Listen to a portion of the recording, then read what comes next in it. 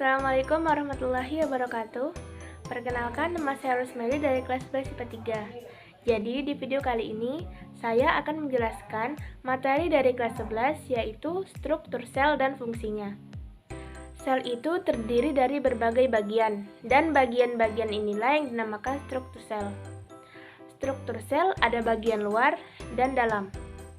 Bagian luar struktur sel ada membran sel dan dinding sel. Lalu di bagian dalam struktur sel ada protoplasma. Nah, di dalam protoplasma ini terbagi lagi menjadi 3 bagian, yaitu nukleus, sitoplasma, dan sitoskeleton. Mari kita bahas satu-satu yuk. Bagian luar struktur sel. Yang pertama, membran sel. Merupakan struktur yang dimiliki oleh semua makhluk hidup.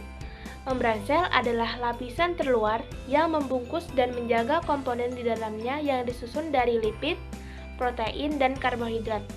Sifat membran sel yaitu semi-permeabel. Apa itu semi-permeabel? Semi-permeabel adalah sifat membran sel di mana hanya zat tertentu saja yang boleh masuk. Yang kedua ada dinding sel. Dinding sel hanya dimiliki oleh tumbuhan dan jamur.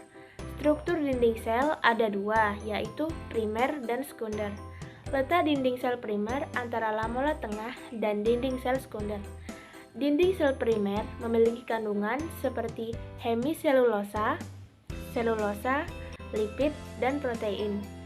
Dinding sel ini lebih fleksibel dan tipis, karena dinding sel terbentuk saat sel membelah. Bagian dalam struktur sel, yang pertama yaitu protoplasma.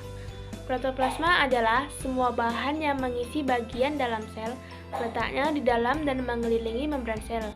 Jadi, protoplasma mengandung senyawa-senyawa kimia organik dan anorganik. Nah, di dalam protoplasma ini dibagi lagi menjadi 3 bagian, yaitu nukleus atau inti sel. Nukleus adalah bagian terpenting di sel karena nukleus mengatur semua aktivitas sel.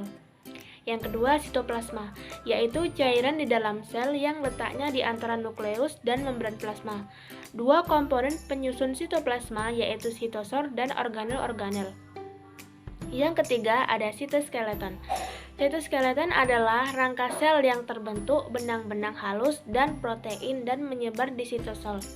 Fungsinya untuk mengatur pergerakan yang ada di dalam sel dan mempertahankan organel-organel sel untuk tetap stay di tempatnya. Sekian video dari saya, mohon maaf bila ada kesalahan. Wassalamualaikum warahmatullahi wabarakatuh.